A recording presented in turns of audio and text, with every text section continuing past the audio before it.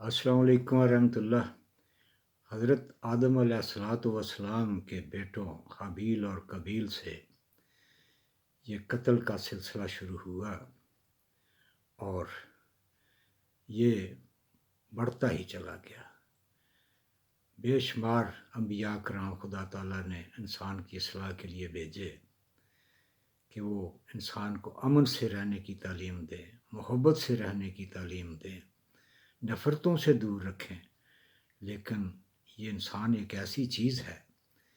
جس کی سمجھ میں یہ بات نہ آئی۔ کبھی اس زمین میں ہلاکو خان جیسے پیدا ہوئے، چنگیز خان جیسے پیدا ہوئے، جنہوں نے انسانی سر کاٹ کے ان کے مینار بنائے اور ان کے اوپر بیٹھ کے جشن منائے، اور کبھی فرعون مختلف قسم کے جو تھے وہ اس زمین پہ آئے، انہوں نے انسانوں کو غلامی کے ساتھ ساتھ قتل و غارت کی طرف دھکیل دیا۔ اس کے علاوہ مختلف قسم کے دنیاوی نظام جو ہیں وہ دنیا میں آئے، جس کے ذریعے سے لکھوں خواہ انسانوں کا قتل ہوا۔ سوشلزم اور کمیونزم کے نتیجے میں بھی بے پناہ انسانوں کا قتل عام جو ہے وہ ہوا۔ پھر پہلی عالمی جنگ کل کی بات ہے، پھر دوسری عالمی جنگ وہ بھی، جس میں لکھوں خواہ انسان جو ہے ان کا قتل عام ہوا۔ لیکن افسوس کی بات یہ ہے اور سوچنے والی بات یہ ہے، آج جو بات میں نے کرنی ہے وہ یہ ہے کہ انسانوں نے جتنی تگ و دو اور جتنی کوشش انسانوں کو مارنے کے لیے کی ہے، جتنے ہتھیار بنائے ہیں انسانوں کو کا قتل عام کرنے کے لیے، کیا انسان نے اتنی کوشش انسان کو محبت کرنے کے لیے کی ہے؟ کیا انسان نے امن کے لیے دیانتداری کے ساتھ، عدل کے ساتھ اتنی کوشش کی ہے جتنی جنگوں کے لیے، ہتھیار بنانے کے لیے اور انسان کو مختلف ذرائع سے اس زمین سے نیست و نابود کرنے کے لیے کوشش کی ہے؟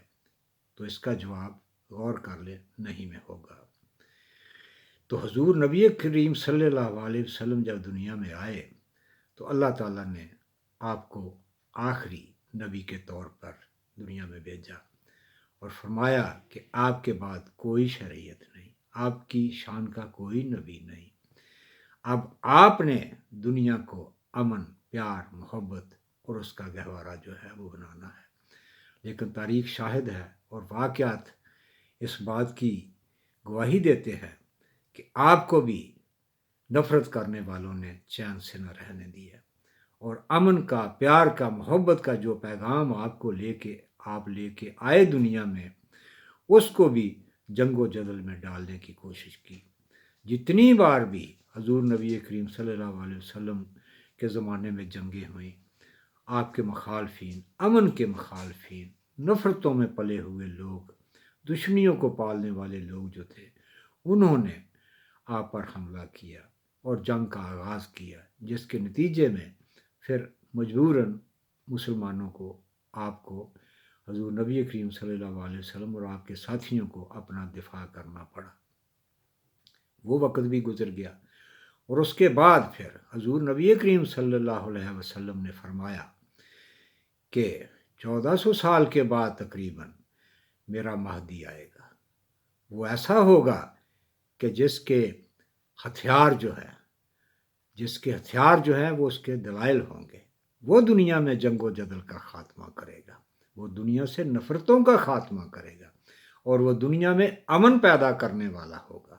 یہ آپ نے اسی وقت فرما دیا۔ لیکن افسوس، صد افسوس کہ مسلمان اس امن کے پیغام کو نہ سمجھے اور وقت کے مسیح کو، حضرت مسیح موعود صلی اللہ علیہ وسلم کو، جو امام مہدی بھی ہیں، ان کو نہ پہچان سکے، اور بالکل حضور نبی کریم صلی اللہ علیہ وسلم کے زمانے کی طرح آپ کی مخالفت شروع کر دی۔ لیکن چونکہ یہ پروگرام جو ہے اللہ تعالیٰ کا دیا ہوا ہے، خدا تعالیٰ نے حضور نبی کریم صلی اللہ علیہ وسلم کے ذریعے یہ پیغام دیا کہ وہ دنیا میں عدل قائم کرے گا، وہ دنیا میں امن و امان قائم کرے گا، وہ دنیا میں جنگوں کا خاتمہ کرے گا۔ تو اس لیے اب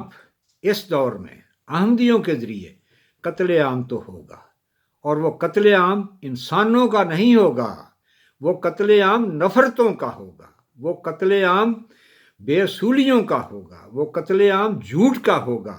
اور وہ قتل عام جو ہے وہ دنیا سے برائیاں جو ہر قسم کی ہے ان کا ہوگا۔ اور اللہ تعالیٰ کے فضل کے ساتھ ایک نظام جو دنیا میں پنپ رہا ہے، اپنی جڑیں پکڑ رہا ہے، اور آہستہ آہستہ تناور درخت کی طرح پھیل رہا ہے، جس کی شاخیں ساری دنیا کے کناروں تک جو ہے وہ پھیل گئی ہیں۔ اس کے نیچے امن ہوگا، اس کے نیچے عدل ہوگا، اس کے نیچے محبت ہوگی، اس کے نیچے پیار ہوگا، اور ہر وہ پودا جو ہے جو نفرت پھیلانے والا ہے، یعنی نفرت جو ہے وہ مٹ جائے گی۔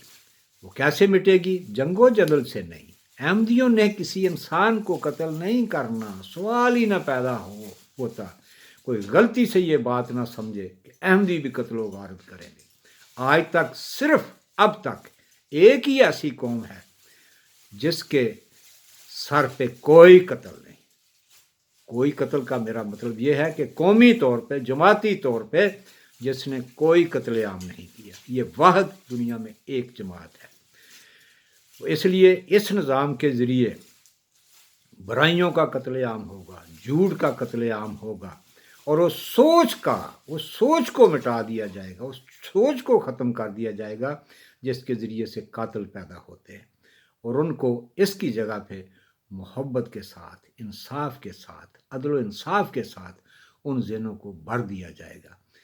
یہ نظام دنیا میں خدا تعالیٰ کے فضل کے ساتھ امن لائے گا۔ اور یہ بھی بات یاد رکھنے والی ہے، اگر